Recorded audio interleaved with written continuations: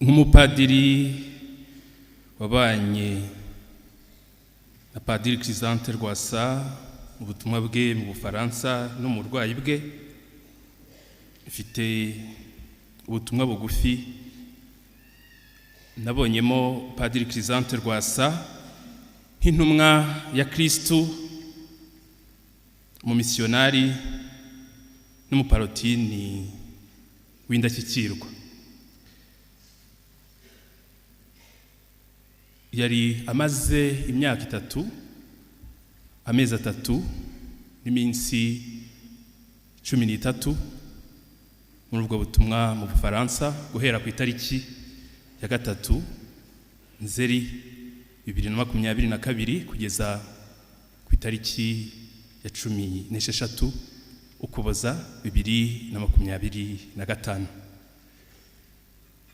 Amaze rero gusoza ubutumwa bwe n'ibikorwa byinshi byavuzwe, harimo n'ingoro nyagasani bakristo ba Gikondo mwafatanyije kubaka ikuzura neza, igikorwa mpora mwibukiraho. Twafashe urugendo tujya mu butumwa umuryango waratwoherejemo, nibuka ku itariki ya 2 Nzeri 2022 hari amarira menshi i Kanombe mudashaka kumureka.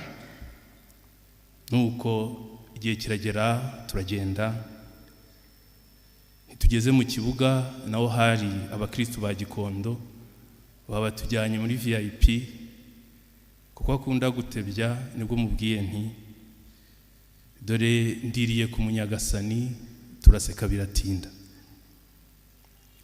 Twaragiye tugera i Paris ku kibuga cya Charles de Gaulle. Padiri Jules Zebe Mutabaruka aratwakira ku itariki ya 3 Nzeri 2022, atujyana ubutumwa aho twari tugiye muri diocese ya Mo Paul Yachel, no kuvuga impuza mu paroisse mu karere kahitwa Vers-sur-Marne, aho twari tugiye mu butumwa muri kiliziya eshatu na chapelle eshatu zahitwa Vers, Brou, Chantraine, Le Pin, Villevaudet na Bois-Fleuri. Nuko Padiri Chrysanthe uko yakundaga ubutumwa arishima, tubugeramo twakirwa neza n'abakristu, ndetse bukeye dusoma misa ya mbere aho ngaho mu Bufaransa ku itariki 4 Nzeri.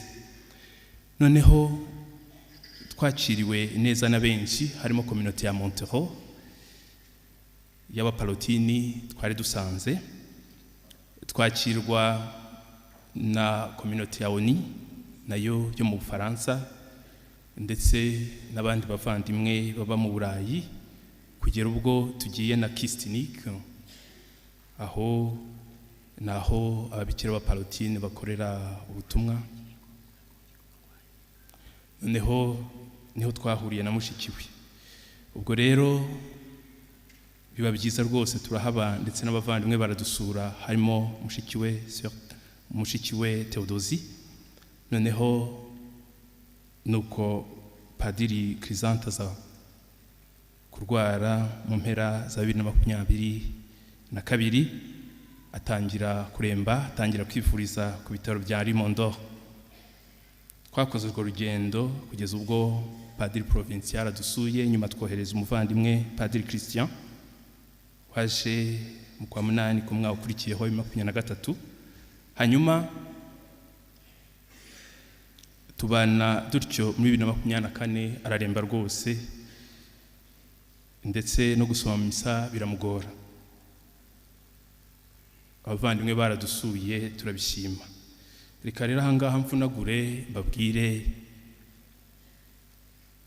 ukurwara kwe no kujya mu bitaro. Yagiye mu bitaro ku itariki ya 20 z'Ukwakira 2025, ubwo ahamara igihe iminsi 42. Noneho ubwo yavaga mu bitaro ku ya mbere Ukuboza 2025, ni nabwo papa w'umubyara Gatanazi Christian yitabye Imana, nuko biramugora cyane. noneho ariko turashimira abavandimwe muri communauté ya Montreux barangajwe imbere na Padiri Jules Sebe Mutabaruka, ubwo harimo na Padiri Desire ndetse na Ferdinand, baramutwaye icyo gihe bajya kumwitaho kuko bari bafite inzu nini, presbytère nini n'ubushobozi bwo kumwitaho kurusha Vers-sur-Marne. Aragenda rwose bamwitaho, ndetse no mu gihe cyo gushyingura papa we yashoboye gusoma misa ari kumwe nabo, nubwo yari afite intege nke ariko bamwitayeho. Icyo gihe byanyibukije amagambo Padiri Provincial Eugène Niyonzima yatubwiye avuye kuri Musenyeri wamo witwa Jean-Yves Namias. Yaramubwiye ati nubwo Padiri Crisante arwaye mumurekere ahangaha rwose, kuko tugomba gutanga ubuhamya ahangaha ari mu butumwa. Iryo jambo ryaradukomeje na Padiri Christian, kuko twabaye kuko abahamya n'abavandimwe babahamya, nuko Padiri Crisante asubira rero mu bitaro ku itariki ya 15 avuye i Montero, ho yagiye muri ambulance ananiwe cyane. Bukeye bwaho Padiri Jules yasubiyeyo ndetse n'umudiyakoni wo muri diocese. Noneho ku mugoroba bavuga isengesho ry'abapadiri Levepro, hanyuma baramusezera baragenda. Nari niriwe niga i Paris, nagezeyo nimugoroba mvuye mu masomo yanjye, hanyuma mpagera ku isaha ya saa 12:30 ku itariki ya 16 hari kuwa kabiri. Noneho ndagenda ndamureba, nsanga amamashini yose bayacomokoye, aho ari ntiyaragishoboye kuvuga. Hanyuma ndamureba ndamuvugisha, mbona ntibikunda, ndakomeza ariko aza kubyuka.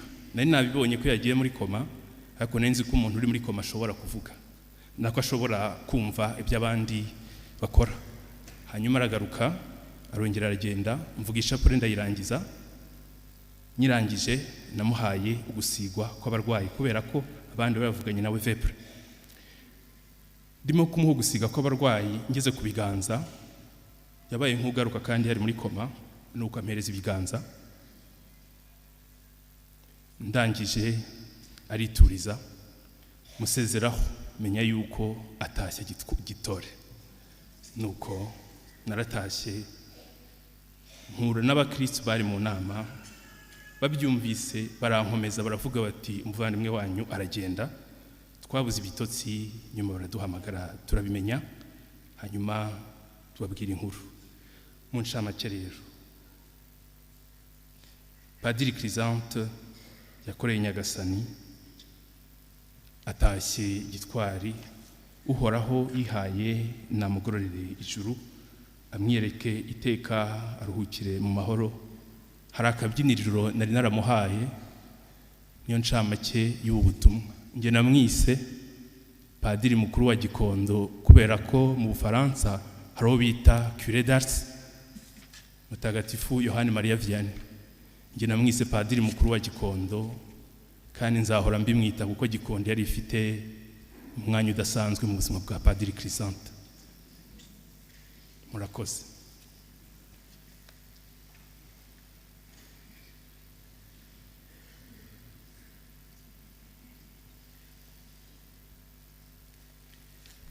Arakoze umuvandimwe wabanye na Padiri Crisante mu bihe bya nyuma. Nagira ngo rero muri uyu mwanya ntumire uhagarariye umuryango Padiri Crisante Rwasa avukamo, hanyuma nasoza turaza kumva ijambo